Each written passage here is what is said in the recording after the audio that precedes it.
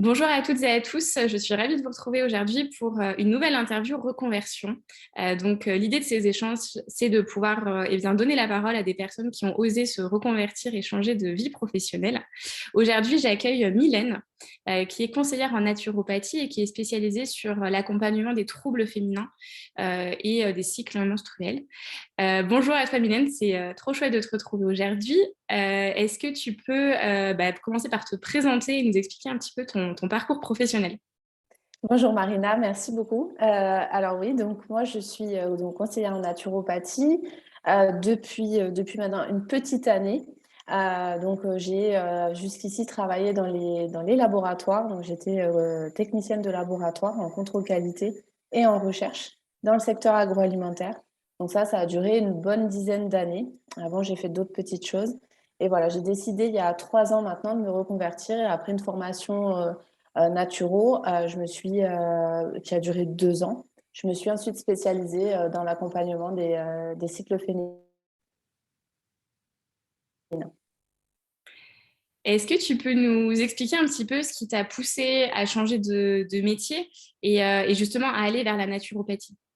Alors, ça a été assez long parce que je me suis souvent dit que j'étais pas forcément là où je devais être. Enfin, je, voilà, je savais que un jour ou l'autre, je continuerais pas à faire ce que je fais, mais je savais pas exactement où j'allais aller en fait. Donc, je continuais comme ça, comme ça. Et puis, au fur et à mesure des expériences professionnelles, j'ai changé d'entreprise plusieurs fois et de région.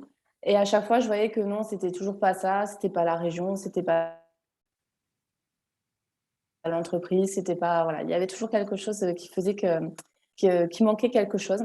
Et au bout d'un moment, donc il y a eu, bon déjà j'ai eu mon premier enfant, donc je pense que ça chamboule aussi pas mal.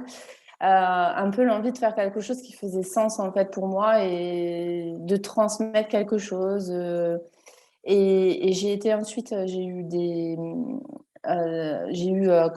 un craquage en fait au travail, surcharge de travail, mon enfant qui était assez petit, qui était dans sa première année. Et là, j'étais accompagnée par une naturopathe à ce moment-là. Et j'ai eu le soutien aussi des fleurs de bac. Enfin voilà, il y a tout ça qui a été mis en place. Et au fur et à mesure, j'ai compris, bah ouais, en fait, j'ai réussi à être un petit peu plus lucide du fait d'être moins dans ce quotidien qui me plaisait pas trop. Et du coup, j'ai pu un peu faire une introspection et me dire, bah ouais, en fait, ce que je veux, c'est plutôt ça, sachant que bon, j'ai toujours été un peu attirée par la naturopathie et ce mode de vie, parce que mes grands-parents étaient déjà très dans la phyto, l'aromathérapie, tout ça. Et donc là, je me suis dit, bon, bah, je peux au moins déjà essayer de me renseigner. Voilà, ça a commencé comme ça. Donc, essayer de me renseigner. Ensuite, rechercher des formations, mais ça a été un peu plus long. Je suis déjà retournée au travail, parce que donc oui, j'ai eu un arrêt de travail quand j'ai craqué. Donc j'ai commencé un petit peu à rechercher, et puis tout le monde m'a dit, oui, mais attends d'y voir un peu plus clair, que ce soit pas fait sur un coup de tête. Hmm. C'était un peu ça qu'on me disait souvent. Alors, du coup, moi, je me suis dit, oui, c'est vrai qu'il faut peut-être pas que je plaque tout comme ça. Voilà, il y a eu encore une bonne année, je pense, où je me suis renseignée, j'ai regardé, je me suis dit, bah ouais, mais peut-être pas. Voilà, ça a été vraiment toujours un peu une bataille contre moi-même par moment. Et finalement, voilà, je me suis lancée, je me suis dit, bah, je me forme et puis je verrai bien. Super. Et donc, du coup, ouais, j'ai l'impression qu'il y a ouais, cette vraie période de transition, de réflexion, etc. Est-ce que tu peux nous expliquer un petit peu comment tu te sentais dans ces moments-là, en fait, où tu avais un peu une envie d'autre chose et en même temps, ton entourage te disait de rester quand même, enfin, de prendre le temps de voir et tout ça? Bah, c'était hyper inconfortable parce que c'était. Alors, moi, c'est pareil, je pense qu'on a tous deux côtés. J'ai un côté aussi très raisonnable et raisonné qui me dit, bah oui, j'ai un CDI, parce qu'il y a aussi ça qui est très ancré. J'ai un CDI, je commence à avoir de l'expérience, j'ai mon enfant, on venait d'acheter la maison, voilà, tout ce côté très, très matériel qui était là. Et à côté de ça, vraiment, je savais que profondément, je ne pouvais plus faire ce que je faisais. Mm. J'y trouvais plus de sens, j'avais pas l'impression d'être utile. vraiment, j'allais en traînant des pieds, même à force, même mon quotidien, je me reconnaissais pas forcément non plus. Enfin, j'étais vraiment un peu comme un robot, quoi. J'étais dans une enveloppe, voilà, mais c'était plus moi à l'intérieur. Et donc, je sentais vraiment qu'il fallait que je fasse quelque chose, mais c'est vrai que j'avais tous ces freins, bah, mes freins à moi, et finalement les freins de mon entourage. Alors là, c'était très, très inconfortable, cette transition au départ. Ouais. Oui, c'est sûr qu'en général, c'est assez facile de voir que, bah oui, ça s'enchaîne et en fait, il y a plein de peurs qui remontent à la surface, etc. Ce serait intéressant, je pense, pour les gens qui nous écoutent, que tu nous parles un petit peu de ces freins. Toi, c'était quoi tes freins, en fait, principaux? Alors, mes freins principaux, donc, ça a été bah, ce côté financier, clairement. Ce côté de se dire, bah, bon, en plus, moi, dans ma famille, j'ai absolument pas. Bon, alors, il y a eu au départ de pas trop savoir quoi faire, de pas être sûr, ou d'avoir surtout l'impression que ce métier, il était pas à ma portée, en fait. Si tu veux, il y a un peu ce côté-là au début. Me dire, bah, j'aimerais bien, mais en fait, mais pas du tout. Je suis pas capable de faire ça. Il y avait ça. Le côté financier, donc. Et après, donc, il y a un côté, bah, il y avait donc, le manque de confiance en moi. Je n'étais pas du tout habituée à prendre ce type de décision, à me dire est-ce que je vais tenir debout, est-ce que je vais pouvoir y aller. Dans ma famille, il n'y a pas d'entrepreneur, donc Mm. pareil, il n'y a pas d'exemple de personnes. Enfin, si j'en ai un, mais qui est plutôt assez lointain. Donc, enfin, voilà, c'était très, très abstrait. Et en même temps, j'avais envie de faire quelque chose, d'essayer quelque chose. Donc ouais, il y avait toutes ces peurs, ces croyances aussi que oui, bah, l'entrepreneuriat, c'est pas fait pour des gens comme moi. Je suis pas faite pour ça. J'ai pas fait, à la base, j'ai pas fait beaucoup d'études. Enfin, voilà, vraiment tout ça mélangé. Et même au fur et à mesure où j'avançais dans mes prises de renseignements, je reculais. Je disais, mais non, en fait, je vais juste lire des livres. Je vais le faire pour moi et ça ira très bien comme ça. Voilà, ça ira pas plus loin. C'est quoi qui t'a aidé justement un peu à dépasser ces peurs et un petit peu ces réticences à vraiment y aller de façon professionnelle, on va dire? Alors, il y a eu vraiment, alors il y a eu, oui, il y a eu un événement charnière qui a fait que, donc, j'en ai pas parlé juste avant, mais ouais, donc j'avais ma famille qui était euh, bah, pas forcément hyper au courant de de tous mes questionnements. Donc bon, ça c'était encore, ils impactaient pas trop ma réflexion. Mais j'ai mon conjoint qui n'était pas franchement pour cette reconversion parce que lui aussi avait ses croyances et pour lui on était dans une organisation qui lui convenait totalement. Et en fait, ce qui s'est passé, c'est que on avait pour projet de faire un deuxième enfant. Mm. Et à ce moment-là, donc je suis tombée enceinte, mais j'ai fait une fausse couche. Ouais. Et enfin, une grossesse arrêtée. Et donc, ça a été émotionnellement compliqué et tout ça. Mais là, ça a vraiment été la charnière où j'ai dit, de toute façon, je ne suis pas bien. Et là, j'ai besoin de faire quelque chose pour moi. Donc, ça passait prendre soin de moi personnellement, mais ça passait aussi par au moins me donner la chance de faire autre chose professionnellement. Et en fait, c'est là où j'ai pris la décision de commencer à me former, de m'inscrire en école de naturo et de me dire, je m'inscris. Donc, j'ai fait en distanciel et je m'organiserai, je trouverai une solution. Mais voilà, donc du coup, je n'ai pas quitté mon travail de suite et j'ai fait ça en parallèle. Mais là, vraiment, ça a été le moment charnière où je me suis dit, bon, de toute façon, j'ai besoin de faire quelque chose. Je n'avais pas envie de retomber enceinte rapidement. J'avais vraiment besoin de me laisser du temps pour moi et ça passait par là, en fait, Mm. clairement. Ouais. Enfin, c'est assez chouette, même si c'est au départ un événement difficile, parce que j'ai l'impression que c'est ça en fait bah oui, qui t'a permis de passer, d'aller au-delà des peurs en fait, et de te dire non, en fait là, la priorité c'est moi aussi. C'est vrai que- Exactement. Et en fait, c'est même ça qui m'a donné l'aplomb, entre guillemets, pour dire à mon conjoint, là, je le fais. Et parce que lui, il avait ses peurs aussi, quand j'ai parlé de reconversion, on avait ce projet de deuxième enfant, il avait peur qu'on mette ça de côté parce que je me reconvertissais, etc. Et Mm. finalement, cette deuxième grossesse est arrivée et elle s'est arrêtée. Et là, en fait, finalement, ça m'a donné, entre guillemets, le courage, l'aplomb pour dire, bon, ben là, maintenant, j'y vais, j'essaie, je fais quelque chose. Et de toute façon, quoi qu'il arrive, on a des projets, on n'est pas obligé de tout mettre de côté. Bon, alors du coup, ça a été assez intense, mais, mais voilà, ça m'a donné une forme oui, d'aplomb, de courage, de me dire, bon, bah là, il faut que je le tente parce que sinon, je vais aller où? Enfin, de toute façon, je ne voulais pas retomber enceinte là maintenant. Je ne voulais pas rester sans rien faire. Il y avait un peu besoin de s'occuper aussi cérébralement, de faire vraiment autre chose, tu vois, de mettre mon énergie dans autre chose. Et je me suis dit, c'est aussi en prenant confiance en moi sur ce projet que Ouais. lui, il va sûrement changer de regard aussi. Et oui. Parce que si toi déjà, je me dis, si toi déjà, tu as des doutes, on est tous en pris de doute, hein, on en a toujours d'ailleurs. Mais si moi, à ce moment-là, j'étais pleine de doutes et que lui, il en a énormément aussi, bah forcément, ça a fait miroir sans arrêt. Et que là, bah, vraiment, ça m'a donné ce truc pour un peu casser ce cercle et dire, bon, ben là, j'y vais, j'essaye et on verra bien. Et aussi de rassurer, de dire que je ne mets pas un stop à tous nos projets, mais que là, j'ai besoin de ça et voilà. Ouais. Mais ouais, c'est assez fou en fait de se dire que c'est un peu cet événement-là qui a fait un petit peu Mm. le lien avec tout ça, ouais. Ouais, c'est sûr. Justement, là, sur le côté, l'entourage et comment on fait quand il y a un entourage qui est un petit peu réticent, est-ce que tu pourrais un petit peu nous en parler?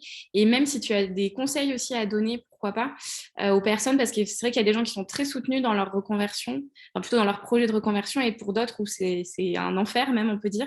Donc, ce serait intéressant d'avoir ton retour là-dessus. Oui, alors bah, du coup, alors moi, oui, ça a été assez compliqué parce que ça a commencé donc à la suite de mon craquage professionnel, enfin professionnel et personnel, hein, pour moi, il y a une globalité quand même. Et du coup, au début, mon conjoint, il l'a plutôt vu comme un peu un coup de tête, quoi. C'est j'en ai marre de ça, je veux faire autre chose. Et en fait, c'est vrai que avec lui, c'est pas que je parlais pas forcément de tout cet aspect de ma vie, etc. Mais c'était dans mon quotidien. Donc, c'est comme si ça ne ressortait pas. Et je lui dis, mais regarde, moi, je vis comme ça, je fais ci, je fais ça. C'est vrai que j'aimerais bien matérialiser, faire quelque chose de plus, enfin, proposer des accompagnements, faire des choses à une autre échelle, etc. Mais vraiment, il n'en démordait pas. Il voyait vraiment ça comme un truc sur un coup de tête où j'allais remettre en question toute l'organisation de la famille, tout l'équilibre financier, parce que ça, c'est beaucoup, suivant les croyances qu'a l'entourage et le conjoint, ou en tout cas la personne avec qui on vit. Je pense que le côté financier, c'est ce qui est le plus délicat, quoi. Parce que déjà, quand on se lance enfin, là, j'en étais même pas encore à me lancer dans l'entrepreneuriat, j'en étais déjà à vouloir investir dans une formation. Oui, Et oui. les formations naturelles, elles ne sont pas forcément données. Donc, il y a un peu ce côté, bah ouais, mais tu vas investir et tu ne sais pas trop ce que ça va donner. Et voilà. Et moi, en même temps, je me disais, oui, mais si je ne le fais pas, je ne saurais pas. Et donc, au début, c'était un peu un peu un dialogue de sourds. Et puis, il y a eu aussi un temps où bah, il s'est un peu dit, bon, on va pas trop en parler, je vais pas trop en parler, et peut-être qu'elle va oublier, en fait. Peut-être qu'elle va passer à autre chose. Et alors, donc, franchement, très franchement, oui, il y a eu des moments, ça a été très compliqué. Mais moi, je me suis dit, bah, de toute façon, je ne vais pas arrêter. Et surtout, je ne vais pas arrêter d'en parler parce que ce n'est pas la solution. J'avais commencé à me former, donc ça, c'était fait. Mais pour lui, il s'est dit, bon, elle va se former, ça va passer. C'était toujours un petit peu ça. C'est un peu dit, bon, c'est vrai qu'elle a besoin un peu de temps, je vais la laisser un petit peu. Donc moi, je faisais quand même mon petit truc de mon côté. J'ai quand même, ce qui a été dur, c'est que j'ai quand même veillé à pas trop lui bousculer son quotidien à lui. Donc, à me former le soir, à me former dès que je pouvais. Mm. Ça a été un peu jonglé avec un enfant qui avait 2-3 ans à ce moment-là, ça a été un petit peu compliqué.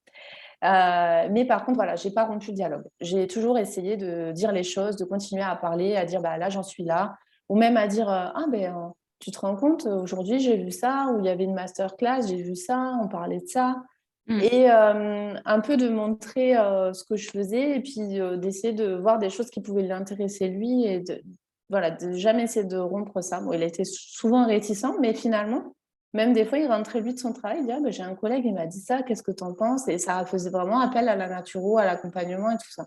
Donc bon, je voyais quand même que dans son esprit, il y avait quelque chose qui se faisait.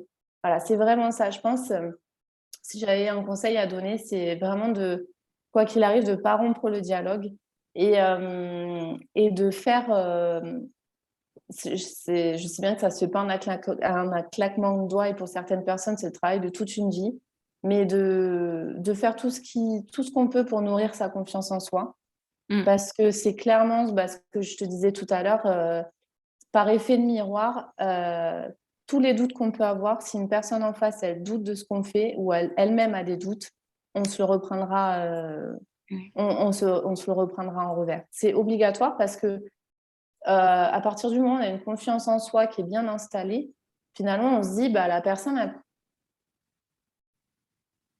même si elle a des doutes, on sait que c'est ses doutes. On sait que voilà, c'est mais si on a les mêmes, bah là, ça nous plombe, ça nous, voilà, c'est un petit peu, c'est hyper, difficile à vivre finalement. Donc moi, j'ai essayé de toujours garder ça en focus. Après, j'ai été aussi, accompagnée, j'ai discuté avec pas mal de personnes autour de moi, mais qui ne me connaissaient pas forcément dans mon travail, des personnes plus neutres Ouais. et qui avait ce recul, parfois pour me dire ça. Pour me dire: «Oui, mais en fait, c'est ses peurs aussi à lui», d'essayer, d'être, de se mettre aussi à sa place à lui et que, c'est vrai que moi, j'arrivais un peu là avec, une brique et que je lançais ça dans notre quotidien et bim, quoi. C'est: «Allez, maintenant, qu'est-ce qu'on fait?»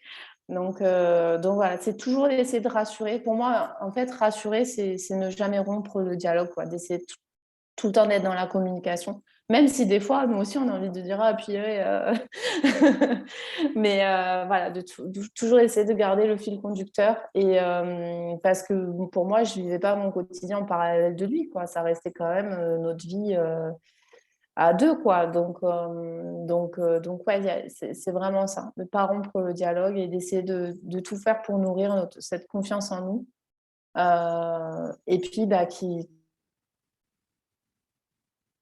qui assoit la légitimité ensuite aussi. Parce que voilà, après ça continue comme ça. Ouais.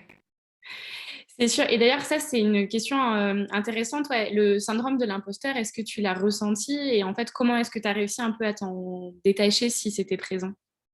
Oui, alors oui, je l'ai déjà ressenti parce que, il y a vraiment ce côté, en plus alors moi, je l'ai beaucoup ressenti par rapport aux réseaux sociaux et tout ça Ouais. et ça, c'est vraiment, les réseaux sociaux, je pense, c'est vraiment un apprentissage finalement. D'arriver de temps en temps à prendre du recul, à couper et ça même avant de l'installer, hein. Parce que finalement, quand on commence à s'intéresser aux réseaux, à être sur les réseaux, on en voit beaucoup qui font des choses comme nous, ou qui les font différemment, ou on a l'impression qu'ils les font mieux, ou qu'ils vont plus vite que nous, et cetera et cetera. Et du coup, en plus, nous, quand on est dedans, on voit que ça. Et alors après, j'ai commencé à avoir des personnes qui revenaient vers moi, qui me disaient: «Ah c'est super, ça moi j'avais jamais entendu parler de ça» et moi j'ai l'impression qu'on voit que ça. Donc des fois je me bridais un peu, je me bridais même, je me dis: «En fait tout ce que je dis, c'est déjà dit, c'est déjà expliqué, c'est déjà» donc il y a eu vraiment ce côté-là d'arriver à me dire: «Non en fait, il y a entre guillemets, il y a de la place pour tout le monde et surtout, ta manière à toi de le dire ou de faire les choses, ça va parler à certaines personnes et pas à d'autres, et cetera.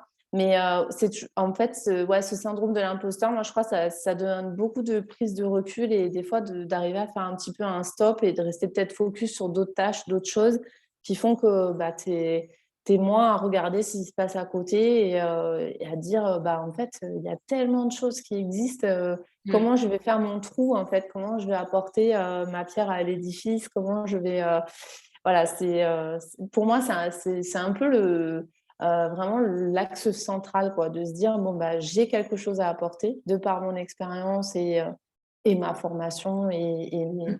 et tout ce que j'ai pu, faire, enfin, mes lectures, mes expérimentations et cetera, mes échanges» et voilà, d'arriver à rester focus là-dessus. Ouais. Mais c'est sûr que c'est pas évident, hein. Je C'est vrai que les réseaux sociaux, c'est quand même une sacrée paire de manches et c'est ouais et c'est vrai qu'il y a beaucoup de concurrence aussi donc c'est, ouais, je comprends. Ouais, il y a des très très bons côtés. Enfin, franchement, moi, je trouve même, je trouve les réseaux hyper ludiques. Nous aussi, en tant que professionnels, ça nous apporte énormément des rencontres, des collaborations, des échanges, des super trucs. Mais il y a vraiment, voilà, ce côté, il faut arriver à des fois à faire une petite pause ou à prendre du recul. Vraiment, ouais, c'est ce côté pour pas se sentir noyé et oppressé, en fait, Mm. finalement. Ouais, complètement. Et pour tenir dans la durée aussi, puisqu'apparemment, en théorie, l'idée, c'est effectivement de rester entrepreneur assez longtemps, donc c'est sûr. C'est ça, Ouais. exactement. Je voulais te poser une question d'organisation parce que c'était intéressant ce que tu disais où donc tu as commencé à te former, en parallèle tu as repris ton boulot et puis tu avais un enfant, etc. Ça, c'est des sujets qui reviennent beaucoup, en tout cas moi dans les accompagnements que je fais, où des gens ne savent pas tellement comment caser leur nouveau projet professionnel un peu en side project ou Ouais, en bah, c'est à ça. côté. Ouais. Ouais, c'est exactement ça. Ouais, c'est vraiment le projet sous-marin. C'est tout à fait ça. Est-ce que tu peux nous expliquer, nous donner peut-être des tips aussi sur comment toi t'as fait, comment ça s'est organisé, est-ce que c'était facile, difficile, etc. Alors, au début, c'était assez facile, entre guillemets, parce que c'était vraiment, j'ai pris à la cool. Vraiment, moi aussi, finalement, je l'ai jamais dit à mon conjoint sur le moment, mais moi aussi, je me disais, je commence et on verra. Mais donc, au début, ça a été vraiment un peu la découverte. Je commençais, je faisais des cours un peu comme j'avais le temps. Voilà, c'était assez tranquille. Et puis après, quand je commence à avoir les échéances, donc moi, je l'avais choisi aussi sur 2 ans exprès, de manière pas intensive, de manière à pouvoir avancer. Je savais très bien quand même que voilà, sinon je me chargeais un peu la barque. Donc je me suis dit, bon, on va essayer d'être raisonnable. Et donc au début, un peu à la cool. Quand j'ai commencé à avoir les échéances de mes rendus, des cas pratiques, des choses comme ça. Je me suis dit, bon, là, il va falloir quand même que je voie une organisation. Donc, j'avais mon fils aussi que je gardais le mercredi. Donc, le reste du temps, je travaillais et mon fils, je le gardais le mercredi. Donc, ce que j'essayais de faire, c'était travailler un peu tous les soirs et sinon de travailler vite fait le week-end. Mais vraiment, quand je voyais, j'étais là, bon, là, j'ai un peu de temps, j'y vais. Hmm. C'était vraiment comme ça au départ, un peu à l'arrache. Je grattais un peu de temps à droite, à gauche comme je pouvais. Et puis après, j'ai commencé à mettre un petit peu plus dans l'organisation parce que aussi, je voyais que j'avais besoin de mieux assimiler aussi parce que voilà, il y a un travail aussi de concentration, de mémorisation. Et ce qui a été le plus dur, c'est quand même quand on passe de son travail la journée, qui n'a rien à voir ou presque, et de repasser sur autre chose le soir. Et là, des fois, au niveau mémorisation, au niveau concentration, ça demande un peu une. Puis on n'a plus l'habitude aussi. On n'a plus l'habitude d'emmagasiner de l'information comme ça, etc. Donc voilà, après, je me suis mis voilà, des créneaux. J'ai pu faire garder mon fils aussi le mercredi. Donc j'ai la chance, là pour le coup, j'avais la chance d'avoir mes parents qui étaient pas loin, donc qui me gardaient mon fils. Et je me suis dit, bon, bah, tous les mercredis, et du coup, je savais ce que je faisais. Je découpais mes cours, soit par chapitre, soit par module, en fonction de comment c'était organisé. Et à partir de là, du coup, je me disais, bah voilà, ce mercredi matin, je vais faire ça, ça, ça.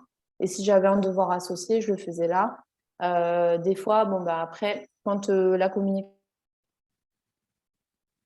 était un peu plus installée avec mon conjoint, je le prévenais, je disais, bah voilà, tel jour, j'ai ce devoir à passer, je vais le faire là. Et comme ça, il savait, voilà, pendant un certain temps, je faisais ce que j'avais à faire et puis ça s'est organisé comme ça. Et après, je suis vraiment passée à un degré d'organisation supérieur parce qu'après, je suis retombée enceinte, donc pendant mes 2 ans de formation, et j'ai eu ma deuxième fille. Il y a eu le Covid. Mais le Covid, pour moi, il a été finalement, enfin, le fait de ne pas pouvoir aller travailler, parce que donc j'ai été mise en congé maternité forcé, j'étais à 5 mois de grossesse. Ah oui. Du coup, au moment du confinement, etc., et je devais accoucher en juillet. Donc du coup, ben, finalement, ça m'a permis de beaucoup avancer. Et alors là, je me suis pas forcément préservée, mais voilà, je me suis dit, bah là, c'est le moment, quoi. J'y vais. Et donc, j'ai beaucoup, beaucoup avancé. Et je savais que j'avais mon mémoire de fin d'études à préparer sur la fin de l'année, à partir de la fin de l'année, donc 2020. Et à partir de là, je me suis dit, bon, bah, faut que je boucle tout pour septembre, pour après commencer mon mémoire, parce que je devais réfléchir à mon sujet de mémoire et puis ensuite le rédiger. Et j'avais 10 personnes à accompagner dans le cadre de mon mémoire. Donc, Ah oui. ça, ouais, 10 personnes sur 3 rendez-vous. Donc, ça fait 30 rendez-vous à honorer avec les comptes rendus à faire et le mémoire. Donc là, je me suis dit, à partir de septembre, il faut absolument que tout le reste des cours, j'avance. Donc du coup, bah, là, je me suis mis vraiment à fond, fond, fond pendant mon congé maternité. Bon, sachant que j'avais quand même mon fils qui était à la maison, du coup, en plein confinement. Donc voilà, on s'est organisé, mais ça a été un peu, ça a été, a posteriori, ça a été une période très intense, mais j'ai avancé. Et il y a eu aussi un effet quand même où, quand vraiment je suis rentrée dans le vif de la formation, bah, à peu près à ce moment-là où vraiment on commence à voir les échéances tomber, on commence à voir le mémoire arriver, donc on voit vraiment concrètement qu'on avance. À partir de ce moment-là, ça a été beaucoup plus facile aussi de me dire, bah, en fait, mon boulot actuel, bah, il me sert aussi de soupape par rapport à ça, c'est-à-dire financièrement, c'est-à-dire voilà, ça me permet de continuer à faire ça. Mm. Donc, j'ai vu les choses aussi différemment et là, du coup, j'ai avancé aussi mieux parce que psychologiquement, j'étais aussi plus légère, plus sereine. Et ouais. Donc, il y a ça aussi finalement. Et alors, je sais que ça dépend aussi vraiment des personnes et des tempéraments et tout ça, parce que pour en avoir parlé avec certaines personnes, on m'a dit, ouais, mais moi, je peux pas me former à côté, c'est pas possible. Alors, des fois, ça peut être aussi des croyances, parce que moi, s'il faut, il y a 4 ans, 5 ans, j'aurais dit la même chose. Et d'être dedans, bah, finalement, je l'ai fait. Mais c'est vrai on peut se dire, mais c'est pas possible. Enfin, en plus, je me sens tellement mal à mon travail. Quand je rentre, j'ai pas envie de faire ça. Et finalement, moi, ça a été l'inverse. Ça a été, bah, j'avais hâte de rentrer. Je m'y mettais et ça me servait un peu de sas de décompression, chose qu'à un certain moment, j'arrivais pas à faire.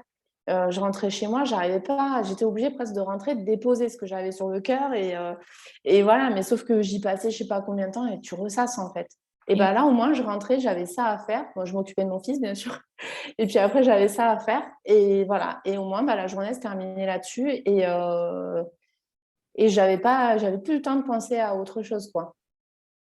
Donc voilà, ça m'a un petit peu finalement, ça, ça, ça m'a permis de continuer à avancer sereinement dans mon travail, de pouvoir arriver jusqu'au bout, euh, disons, positivement, on va dire. ouais. C'est hyper intéressant ce que tu dis, ouais, en fait, d'en faire une force et de voir ça, ouais, comme le truc positif de la journée plutôt que quelque chose qui vient encore rajouter par Et rapport ouais, à un état de fatigue ou de moins bien c'est au boulot. C'est fou. c'est ça, ça peut rajouter, on pourrait se dire aussi, ouais, ça peut rajouter une charge mentale, une charge supplémentaire de se dire, bah, surtout quand on ne sait pas trop où on va encore finalement. Mm. On pourrait se dire, mais pour... Alors, je me suis déjà posé la question, hein, j'avoue, des fois, je me suis déjà dit, mais pourquoi je m'inflige ça? Mais pourquoi, en fait? Finalement, je vais au travail tous les jours, je suis payée à la fin du mois, toujours la même chose, je sais à quoi m'en tenir. Il y a ce côté-là, des fois, qui nous rattrape, Mm. hein. Une journée qui s'est pas trop mal passée, finalement, on pourrait se dire aussi, bah, pourquoi je m'embête? Pourquoi je... Mais non, il y avait toujours des moments où je disais: «Ah si, en fait, faut que je continue, faut que je m'accroche». Ouais, non, c'est sûr, ouais. Et bah donc du coup, ça serait intéressant de passer à l'étape d'après. Donc du coup, donc tu es enceinte, tu fais ta formation en parallèle, tu continues à travailler. Et du coup, qu'est-ce qui s'est passé jusqu'au processus après de démission en fait? Est-ce que tu peux me raconter? Ouais, alors, bah, du coup, j'ai eu un très long congé maternité, hein, du coup mais je suis retournée, travailler au mois de septembre de l'année 2020 et là, à partir de là, c'était un peu la cata, mais pas par rapport au travail, c'était l'organisation. Donc moi, en fait, je suis partie au moment du covid. Je suis revenue, entre guillemets, après, enfin, juste avant le confinement du mois de novembre, finalement, il me Ouais. semble, hein, si je rapproche bien les dates. Et une ambiance, alors pas forcément mauvaise à ce moment-là, mais vraiment bah, des gens qui avaient quitté le navire parce que bah, à ce moment-là, ça avait été un peu compliqué. En plus, on était beaucoup dans le service à pas pouvoir faire de télétravail. Mais du coup, il a fallu se réorganiser, il a fallu, voilà. Et donc, bah, ça a demandé beaucoup de capacité d'adaptation à certaines personnes. Voilà. Il y avait une ambiance un petit peu particulière.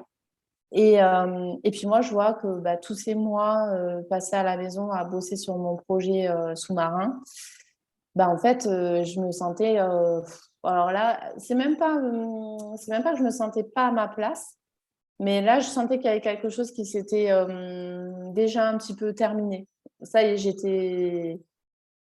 Mais je me sentais pas mal. Par contre, voilà, je me sentais pas mal, j'y allais pas entrer dans les pieds, mais c'était comme si je me disais, bah là, ça y est, c'est bon, je vais pouvoir passer à l'étape supérieure, donc commencer à voir comment je fais pour démissionner, pour comment je m'organise. Et du coup, j'ai commencé à réfléchir à la rupture conventionnelle, mais j'ai plusieurs collègues qui m'ont demandé et pour qui ça avait été refusé. Et clairement, j'aurais pu essayer, mais je me suis dit à quoi bon? J'avais pas envie de me prendre un refus. Pour moi, c'était je voulais le faire, j'allais le faire. Donc, il n'y avait même pas de questions à se poser. On ne pouvait pas me dire non, quoi. Et du coup, je me suis renseignée auprès du CEP, un conseiller en évolution professionnelle. Et, euh, et du coup, bah, donc, je rentrais dans les critères pour pouvoir le suivre. Et donc, je crois qu'il te faut 5 ans d'activité professionnelle non-stop. Je sais plus, il y a quelques critères à respecter comme ça. Et donc, j'ai eu ma conseillère pour un premier rendez-vous pour poser les bases. Et au départ, moi, j'ai allé un petit peu pareil pour me renseigner, pour voir ce qu'on faisait. Et puis, c'était parti, quoi. Et en fait, à partir de ce moment-là, j'ai fait un bilan, un peu voir où j'en étais, un plan de financement. Enfin, voilà, donc on a mis en marche le dossier. Et après, j'y suis allée. Ça aurait pu prendre beaucoup moins de temps, mais pareil, comme je travaillais à côté, et puis là, j'avais ma fille à côté. Donc ça a pris un petit peu de temps, mais du coup, en janvier, mon dossier est passé en commission et il a été accepté. Donc là, j'ai pu démissionner pour cause légitime. Du coup, pour reconversion et création d'entreprise. Donc voilà, à partir de là, bah, en fait, quand tu as la commission paritaire qui te donne son accord, tu as 6 mois pour démissionner, il me semble. Et moi, j'avais 3 mois de préavis. Donc du coup, voilà, j'y suis allée assez cool. Je suis allée voir ma responsable et je lui ai expliqué que bon, bah, de toute façon, j'allais partir. Et je lui ai dit un peu les calculs. J'ai 6 mois pour démissionner. J'ai 3 mois de préavis. Donc, je me suis un petit peu arrangée avec eux. Bah, quand est-ce que ça peut être le plus arrangeant de manière. En fait, c'est vrai, je ne l'ai pas trop dit juste avant, mais j'avais vraiment à cœur de partir sereinement de mon entreprise. Mais ça n'a pas toujours été le cas. Il y a eu, quand j'ai eu mon craquage professionnel, je suis rentrée un jour, j'ai dit à mon conjoint, j'ai dit là, je pose ma démission, je n'y retourne plus, terminé. Et ça a été ça, les premières choses qu'il m'a dites, c'est non, non, tu ne peux pas partir sur un coup de tête. Si tu le fais, fais-le pour toi, pas contre quelque chose. Et ouais. Et pour le coup, il avait raison, parce que psychologiquement, après, ça peut être très difficile d'aller de l'avant, ou alors on a des vieux démons qui peuvent revenir comme s'il y a quelque chose qui n'était pas terminé, mal terminé. Voilà, ça peut être un peu. Donc ça, il m'a toujours dit ça. Et du coup, c'est vrai que pendant toutes ces années, pendant ma reconversion, j'avais vraiment ça en tête. C'est vrai, il faut que je le fasse pour moi et pas contre quelque chose. Et du coup, bah, le fait d'avoir pu faire ça comme ça, alors je sais que c'est pas toujours possible. On fait aussi comme on peut avec ce qu'on a sur le moment, aussi émotionnellement, avec l'entourage. Enfin, il y a tellement de paramètres. Mais c'est vrai que j'avais à cœur de le faire comme ça. Et du coup, quand je suis partie, j'étais sereine. Il y avait certaines choses, bien sûr, il y a des choses qu'on n'oublie pas, il y a des choses qui nous marquent, mais au moins, voilà, je sais que je me suis dit, bon, bah, j'ai fait les choses, entre guillemets, proprement, carrées, pour partir et partir du bon pied. Voilà. Donc ça s'est fait un petit peu comme ça. Et du coup, j'ai quitté mon travail le 1er mai de l'année passée, donc 2021. Super. Ouais. C'est hyper intéressant ce que tu dis effectivement sur le fait de partir proprement ou correctement, parce que c'est vrai qu'après il peut rester un peu des choses par la suite. Je suis à 100% d'accord avec toi. C'est bien quand on peut faire ça bien, justement. Voilà, quand on peut, parce que je sais bien que des fois, il y a des situations tellement parfois compliquées qu'on fait aussi comme on peut. Mais c'est vrai, quand on en a la possibilité, je pense que c'est bien de pouvoir prendre un petit temps de recul et de se dire, bon, peut-être que j'ai des solutions Ouais. pour le faire correctement. Alors des fois, ça peut être un peu, ça peut faire râler un peu parce qu'on ne vit pas forcément des choses chouettes et on a envie un peu de se dire, bah allez, c'est tant pis pour eux ou j'en sais rien. Mais en fait, souvent, c'est plus tant pis pour nous, surtout si on a une forme de sensibilité, si on a... Mmh. Et finalement, ça sera plus tant pis pour nous que tant pis pour eux, parce qu'une fois qu'on n'est plus dans l'entreprise, ça tourne quand même, ça fonctionne quand même. Ouais. Et donc si on ne le fait pas pour eux, il faut le faire pour nous, en tout cas. Mmh.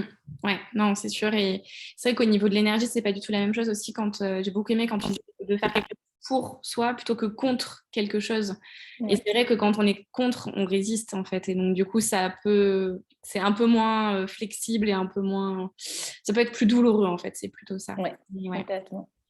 Ok, donc là finalement, mois de mai l'année dernière, donc depuis un peu plus d'un an, tu as démissionné. Et donc là maintenant, donc, tu es conseillère en naturopathie. Est-ce qu'il y a eu des événements dont tu aimerais parler justement sur cette première année un peu d'entrepreneuriat, de comment ça se passe pour toi, etc. Ouais, alors du coup, donc 1er mai, j'avais terminé et ce que j'ai fait, c'est que j'ai cherché à tout prix une formation justement sur la création d'entreprise et la gestion d'une entreprise. Parce que là, c'est un petit peu comme si je le savais dans un coin de ma tête. Mais là, je me suis dit, oui, alors là, maintenant, oui, il faut créer une entreprise. Faut... Mais du coup, comment on fait? Ok, on sait que bon, la micro-entreprise, c'est pas ce qu'il y a de plus compliqué à créer, mais après, il faut gérer, il faut, voilà. Et là, tout ce côté-là, admin et tout ça, c'est quelque chose, moi, j'y connaissais absolument rien. J'étais vraiment pas dedans. Puis même dans mon travail, je faisais pas du tout de tâches administratives, rien du tout. Donc, je partais vraiment de zéro. Et je me suis dit, là, par contre, il faut vraiment que je me forme à ça, même à la gestion des réseaux sociaux. Enfin, voilà, vraiment arriver à faire les choses. Puis du coup, bon, la chance que j'ai, c'est que le fait de démissionner pour cause légitime te donne droit aux indemnités chômage. Donc, c'est une grande chance. Et du coup, j'avais un peu de temps devant moi et je me suis dit, bon, ben, ce temps-là, je vais le faire sereinement pour me former à la création d'entreprise. Et sachant qu'aussi, dans les 6 mois après la démission, dans le cadre de ce dispositif, tu dois justifier d'avoir créé ton entreprise. Donc, du coup, voilà, j'ai fait ces démarches-là pour me former à la création, à la gestion, à, au, au, à tout ce qui est gestion clientèle, enfin, voilà, vraiment, même la communication, vraiment tout ça. Et ça a été la première chose. Et puis après, j'ai continué du coup à me spécialiser dans l'accompagnement des cycles féminins et en naturopathie pédiatrique aussi. Donc ça me tenait à cœur, mais aussi plus pour le côté personnel. Quand j'avais mes enfants, j'avais vraiment envie d'aller plus loin aussi. Donc du coup, j'ai fait ces 2 formations-là de spécialisation sur toute l'année. Donc ça s'est étalé vraiment jusqu'à la fin de l'année. Et en début de cette année, donc début 2022, du coup, j'ai ouvert mon cabinet pour pouvoir accueillir des consultations en présentiel. Ah, c'est trop chouette. Et bien justement, en fait, où est-ce que tu exerces? Et puis, je sais pas, est-ce que tu as des choses particulières sur tes offres, des choses comme ça, pour que les gens qui seraient intéressés puissent te contacter peut-être? Alors du coup, moi, je suis située dans l'agglo toulousaine, plutôt au nord de Toulouse. Et du coup, voilà, donc mon but, c'est de pouvoir, je vais toujours continuer les consultations en visio, mais de pouvoir effectivement accueillir les femmes en présentiel, d'avoir un peu un espace chaleureux, cocon, parce que vraiment, souvent, on parle quand même de choses relativement intimes. Et c'est vraiment, pour moi, c'est de pouvoir permettre, alors c'est très bien la visio, ça donne l'opportunité aux femmes de pouvoir consulter à distance, c'est super. Mais il y a vraiment ce côté, tu es encore chez toi, tu es derrière ton ordi. Donc, du coup, ça me tenait à cœur quand même de pouvoir avoir un espace où elles puissent venir. Et c'est un temps vraiment à elles. Elles ne sont pas chez elles, voilà, elles sont coupées éventuellement de leur charge mentale, de leur quotidien, de tout ça. Donc, ça, c'était hyper important pour moi. Et c'est un lieu qui me permettra aussi de mettre en place des ateliers. Donc, ça, c'est quelque chose que j'aimerais vraiment pouvoir développer. Donc, des ateliers sur le cycle, mais sur la féminité en général, voire même sur la naturopathie en général. Voilà, vraiment pour donner un petit peu faire un petit peu de pédagogie, donner un petit peu d'autonomie, permettre voilà, de partager de l'information sur un format qui est peut-être un petit peu plus ludique en atelier. C'est sympa, ça change un petit peu, ça peut être chouette. Et voilà, pour septembre, du coup, je prépare aussi un accompagnement qui permettra vraiment de faire un accompagnement global et sous forme de forfait, permettant vraiment d'avoir une ligne conductrice entre un bilan et un suivi.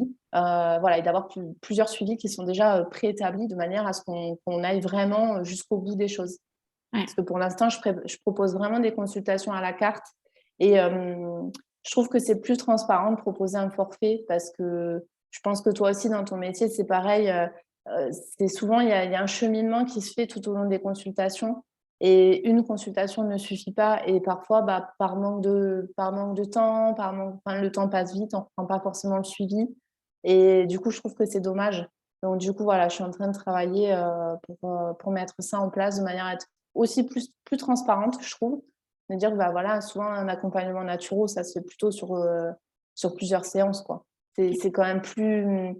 On arrive plus à mettre des choses en place sur le long terme qu'en une seule séance. Des fois, on n'a que de la découverte finalement. Mm. Ouais, complètement, c'est sûr. Ok. Ouais. Bon. On arrive quasiment à la fin de cette interview. Il y a juste une question que j'aime bien aussi demander, c'est, donc là, tu nous as dit que tu t'étais fait accompagner pour la création d'entreprise. Est-ce que dans tout ton processus de réflexion, de reconversion, etc., tu t'es aussi fait accompagner ou est-ce que tu as tout fait par toi-même? Alors, à part ça, non, je me suis entre guillemets débrouillée. Mais après, j'ai beaucoup quand même. C'est une forme d'accompagnement parce que j'ai beaucoup échangé avec d'autres entrepreneurs.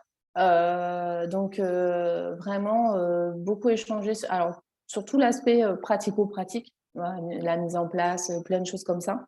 Mais aussi vraiment sur le côté d'échanger un peu au quotidien sur tout ce que ça peut générer au quotidien comme émotion. Là, j'ai un truc à faire, mais j'arrive pas à m'y mettre parce que je bloque. Et du coup, le fait de discuter, soit la personne en fait en face, on se rend compte qu'elle bloque aussi parfois et sur d'autres choses, donc on arrive à s'entraider. Donc l'accompagnement, il a été plus, oui, pour moi, c'est une forme d'accompagnement. Ça a été plus vraiment dans l'échange avec d'autres personnes qui sont soit dans le même type de métier que moi, mais soit pas du tout, mais dans l'entrepreneuriat et du coup qui ont quand même, il y a quand même Ouais. un peu les mêmes choses, même si on fait pas le même métier, il y a quand même des choses qui se recroisent beaucoup.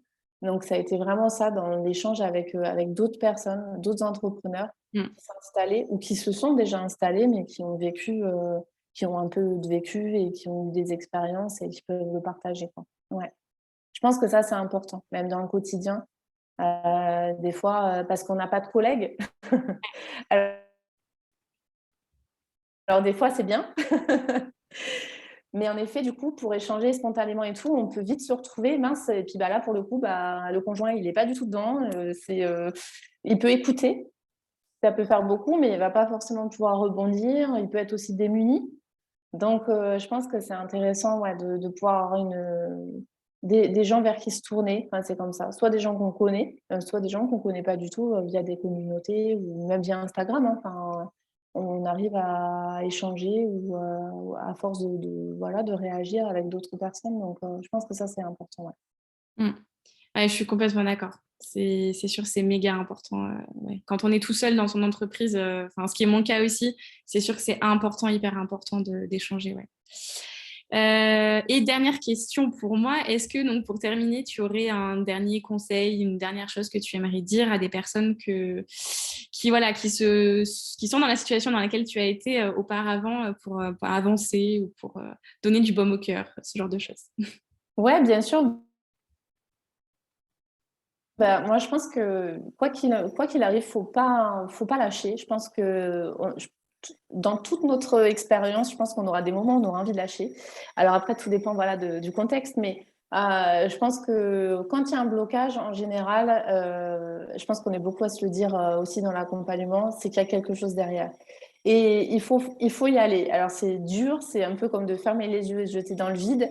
Mais en général, par expérience, j'ai remarqué que les plus gros inconforts dans ma vie, ça a été des moments d'expansion derrière. Alors sur le moment, on a du mal à se le dire, mais vraiment, quand il y a un blocage, quand il y a un truc qui est hyper inconfortable, soit effectivement se faire accompagner voilà, par un professionnel qui est dédié, soit en parler à quelqu'un voilà, qui pourrait être susceptible de vivre la même chose ou de l'avoir vécu, mais surtout de ne pas lâcher et d'essayer de voir ce qu'il y a derrière. Et quoi qu'il arrive, c'est l'expérience de cette chose qui va faire que on prendra peut-être une décision. Mais en tous les cas, je pense que cette chose, il faut la vivre, il faut y aller.